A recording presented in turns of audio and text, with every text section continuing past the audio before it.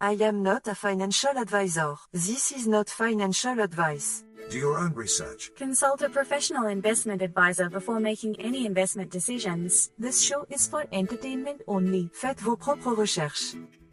Here we are in another episode of the Simple Success Podcast. And this is financial life coaching from a happiness perspective.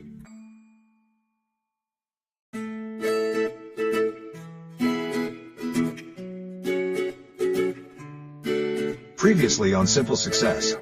Especially financially. And that's understandable, but Ryan Holiday? Who? Ryan Holiday, the author we've been talking about? Oh.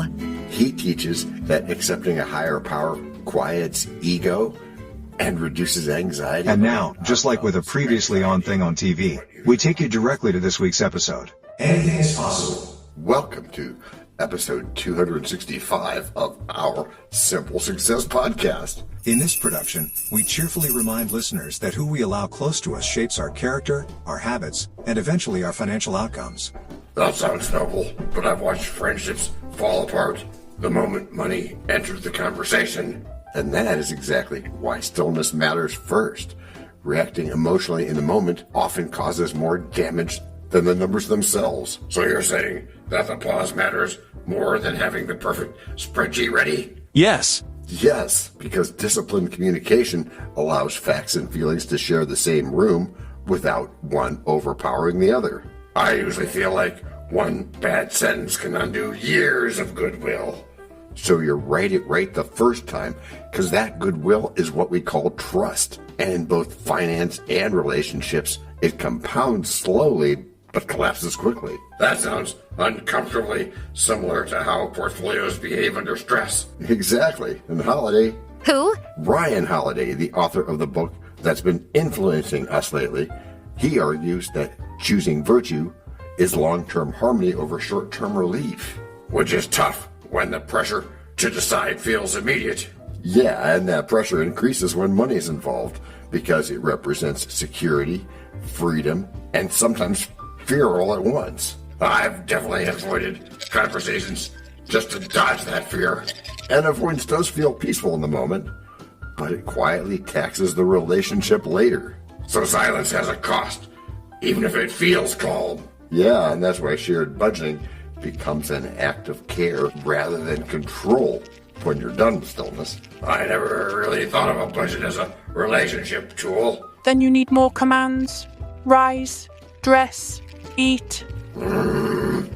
Holiday would say it's a mirror. It shows priorities without judgment if we let it. I usually see it as a scoreboard instead. In Argentina? Huh? And scoreboards encourage comparison, but thoughtful investment requires patience, alignment, and restraint. Restraint is where I struggle most. But restraint grows when both parties agree on values before tactics. So it's okay. So values first and mechanics second? Exactly. And that order becomes critical in situations where financial decisions echo for decades. I've seen couples argue about purchases that symbolize much bigger issues than that. And symbols carry emotional weight. Stillness helps us decode them instead of dismissing them. That decoding takes effort, though. Yes, it does. True dat, y'all. But effort is the price of depth, and shallow agreements tend to fail under pressure. That explains why quick fixes rarely stick. And Holiday reminds us that entering relationships means choosing our community wisely, not just our romantic partners. You mean friends and colleagues influence our financial behavior too? Yeah, they do absolutely, because habits spread socially before they spread financially. That makes peer pressure sound more subtle than I thought. And subtle forces shape outcomes quietly, which is why stillness sharpens awareness. Awareness feels like a missing piece. It is, Liv. Awareness lets us respond with virtue instead of defending our ego. Which can be harder than defending a balance sheet. True, but ego-driven decisions tend to be the most expensive, financially and emotionally. Yeah, and disciplined action means revisiting agreements before resentment sets in. Well, that requires courage, not just math. Maths. Whichever you call it, and courage grows when both people know the goal is mutual well-being instead of winning, which reframes the whole conversation. And reframing is often the difference between rupture and repair. Differences are good. That's good. Yeah, it is. Repair feels possible when the tone changes, and you have a right to do that. So treat inner stillness as a daily practice, not a one-time fix. So this is ongoing work and not a single conversation? It is that. When we commit to that work, relationships and finances stop competing and start reinforcing each other, which makes the effort feel worthwhile, bringing Financial life coaching from a happiness perspective. or a perspective of happiness, where we build returns through trust, patience, and gladness. And shared goals grow stronger when anchored in steadiness. This is fun. Yeah, so we keep going. Markets may wobble, but people bring togetherness. Turning cold numbers warm through real tenderness. When cycles end and the long work feels done, the richest yield is. Break number 1. I'm not trying to make doubting Thomases out of y'all. Yet you cannot tell a lie. Hey, George Washington is nigh? Obviously not. Nor is it time for the rhyme. But it is time for something. It is? Yes, it is. It's time to learn. Learn about what? Why, DT, it's time to learn about a sponsor. You know, what they make, what they do. Before we even get to act number 2? Well, yes, indeed, my friend. As our editor knows. This is the place where your message goes. We can plug it right in to the story we tell, so that no one fast forwards. Except from your well. We can build it ourselves, with approval from you. Taking action will do it. Not bragging, it's true. Starting something instead, and taking action, as you just said. Based on your beliefs. Yeah, but still not just knowing, but also doing. And as I've been saying about goals. No, sorry. Getting what you want without limiting the rights of others. That's correct, Matthew. Or yucking their yum, as is said. But still, it has to be based on your beliefs. Which are that looking more slowly gives a different perspective. Welcome back to Act 2, where we bravely attempt to think slowly in a world that yells at us in all caps. Oh, and what does he yell? Your cause of death was eggs. Eggs? Ew, that's kind of gross. I already feel attacked, mostly by my own browser notifications. And because of that, we're going to talk about why good decisions feel boring while bad ones feel exciting. Oh. Yeah, that explains my entire 20s. So you just risk wearing a party hat, huh? And regret is the hangover that doesn't respect weekends. Right, Steven? Well, sort of. From a research standpoint, novelty lights up the brain even when the outcome is objectively terrible. Oh, that's interesting. So this is why calm plans lose to flashy mistakes in the moment. Yeah, and you're saying my brain is basically a raccoon near a shiny object. A very clever raccoon, but yeah, still a raccoon. I resent that, mostly because it's accurate. You resemble that remark? Meh. The trick is building systems that protect you from your own enthusiasm. Systems like budgets, or systems like hiding my credit card in the freezer. Both work surprisingly well, though one creates more awkward dinner conversations. Well, people think discipline means saying no to fun, and it's not. That's because it feels like it every time. But discipline is actually saying yes to future fun without having the panic. I like future fun, especially if present me doesn't ruin it.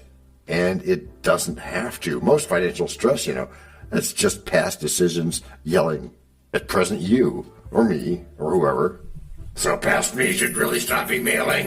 Behavioral studies show people underestimate how loud those messages become over time.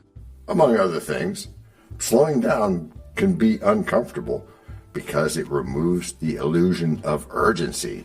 Urgency is my favorite excuse, right after everybody else is doing it. And that excuse has destroyed more financial portfolios than bad math ever has. Math or maths?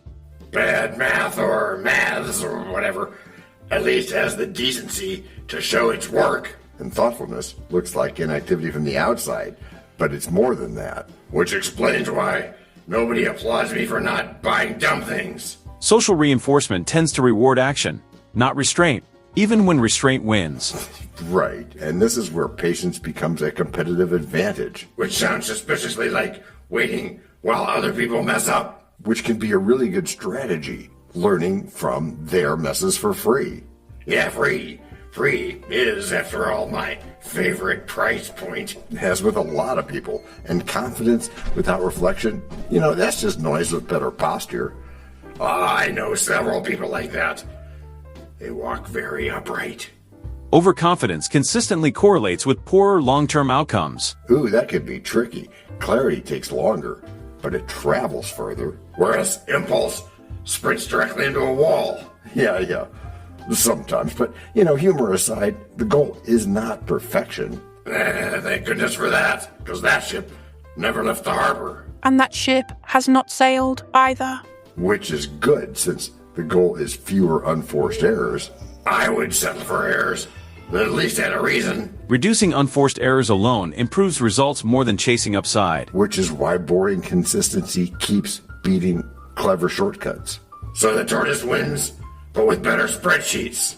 Yeah, exactly. Slow, steady, and mildly amused with the chaos. I can live with that, as long as the chaos isn't my bank account. It won't be when we invest with people, not just sums that amount. Shared trust compounds returns beyond what charts can count. A good partner turns patience into a steady fount. Lifting long views together, side by side, we mount. When markets get stormy, relationships stay true. 'Cause the best gains feel richer during break number 2. We know a lot about you already because we know ourselves. For example, we know that you know how to listen to a hard podcast. We also know that you probably know how to subscribe. So as soon as you're done with that, tell us your story. We have ways you can contact us. It involves a special link where you can leave us a message. We may have an email address for you as well in the future, and we'll let you know if that happens. The reason for subscribing? I thought you'd never ask. When you subscribe, you automatically download all future episodes of that podcast. It just happens in your player without you having to go search again. How cool is that? This means better rankings for the podcast, more attention from advertisers, and more money. And this means more and better stuff for you. So your motivation is simple and easy. Subscribe today, whatever app and from whatever place you like. And don't just try to subscribe. There is no try. There is only do. We're changing the way we look at things, and remember, that's good. Eso es buenísimo. Also remember, this is financial life coaching from a happiness perspective. Coaching happiness. Our call to action is right in the show notes. Find it, and you win too. Can I simple that? Por supuesto. Of course.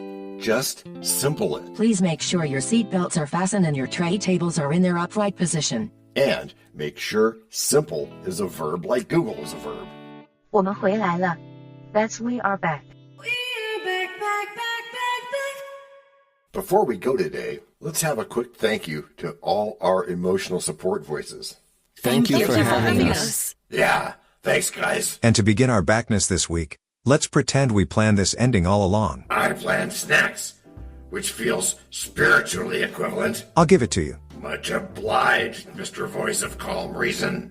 Which makes sense. And this is the part of the episode where everything is supposed to make sense. That's a bold strategy, given our track record. Why is that? All we talk about is money, behavior, and self-control. Yeah, but somehow we circle back to my poor impulse controls.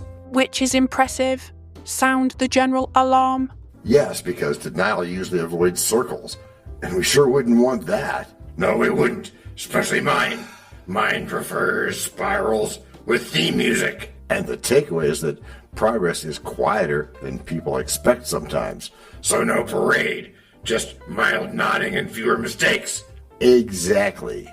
And fewer mistakes is really good. In fact, it's wildly underrated. Especially when my mistakes are loud and expensive. And when consistency doesn't feel heroic in the moment. That explains why nobody writes movies about budgeting. Well, that's one reason. There's not a lot of drama in that, yet boring habits can outperform dramatic ones over time. Time, yes. Like back when podcasts were made out of wood and powered by steam. Okay. She's reading from the same script, isn't she? I believe so, yes. Yes. Okay, you're telling me Spreadsheets beat adrenaline. Yeah, every decade without breaking a sweat. It's always good to know the answer, and that's a good way to find it. Because the point is not just to find the answer, it's to lose the question, right? Yes, it is. Oh, that hurts, but in a medically fascinating way.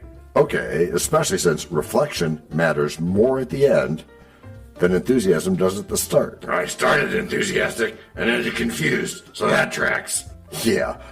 People would ask when I was a financial advisor how I dealt with all the math.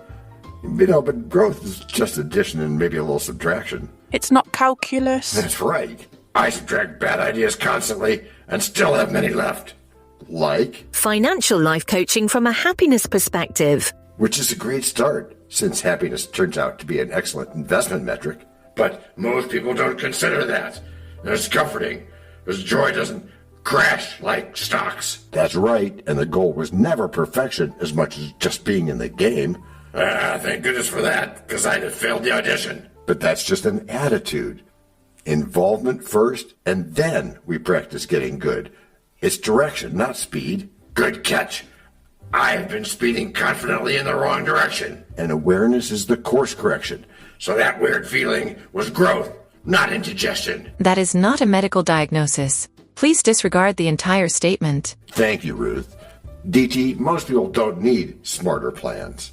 Right. They need fewer last-minute decisions. And more sleep before major purchases. Snore. Naps, naps, naps. Online shopping should require a nap test. Everything you do should basically be kindness to future you. Are you saying that future me deserves better than my current nonsense? I'm not saying that. You are. You don't win by being clever once. Right. You win by not being dumb repeatedly, by learning and practicing what you learn. And that might be the most actionable advice we've ever given.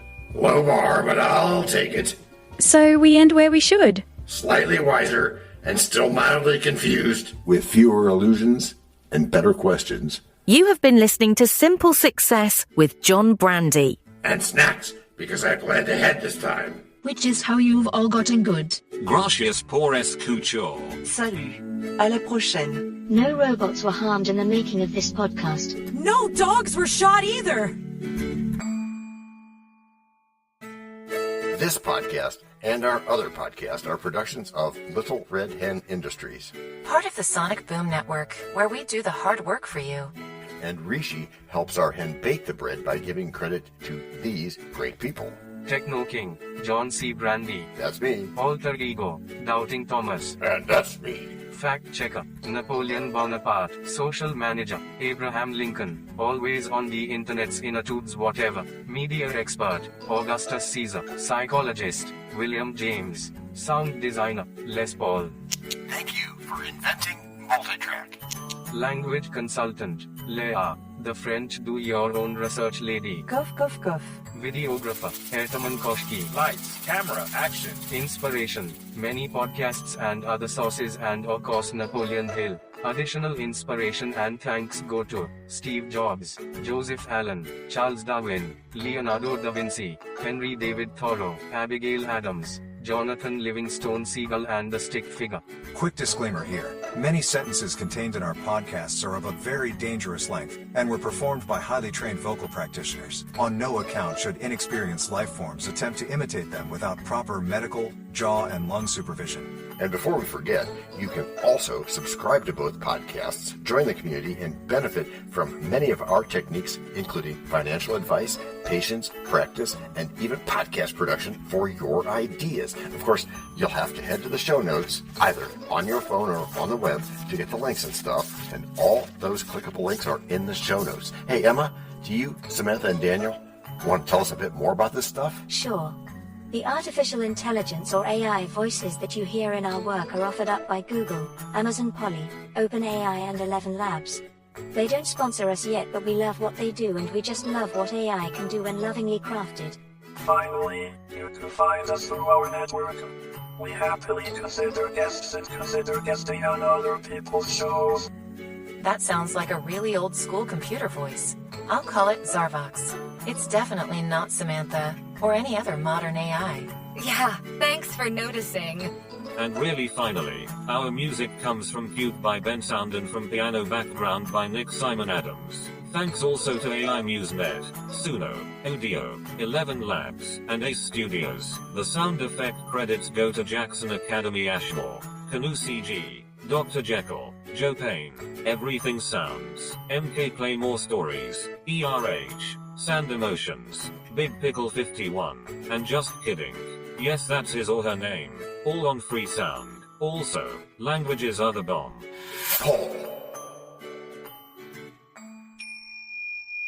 Let me be clear. This is the best podcast ever.